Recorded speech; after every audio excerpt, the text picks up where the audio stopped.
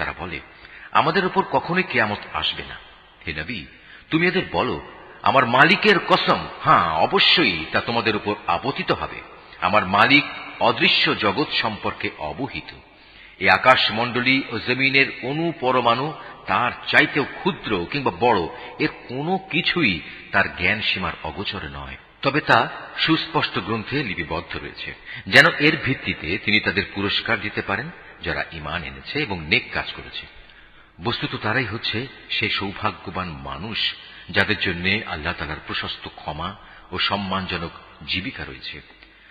যারা এই জমিনে প্রাধান্য পাবার জন্য আমার আয়াতকে ব্যর্থ করে দেওয়ার চেষ্টা করে, তাদের জন্য পরকালে ভয়ঙ্কর মর্মন্তুদ শাস্তি রয়েছে। হে নবী, যাদের জ্ঞান দেয়া হয়েছে তারা জানে তোমার মালিকের পক্ষ থেকে নাজিল হওয়া এই কিতাব একান্ত সত্য। এটি তাদের পরাক্রমশালী প্রশংসিত আল্লাহ তাআলার দিকেই পথ নির্দেশ করে। যারা আল্লাহ তাআলাকে অস্বীকার করে তারা বলে, হে আমাদের সাথীরা, আমরা কি তোমাদের এমন এক ব্যক্তির সন্ধান দেব যে তোমাদের কাছে বলবে, তোমরা মৃত্যুর পর যখন ছিন্ন বিচ্ছিন্ন হয়ে যাবে তখন পুনরায় তোমরা নতুন সৃষ্টিরূপে উত্থিত হবে?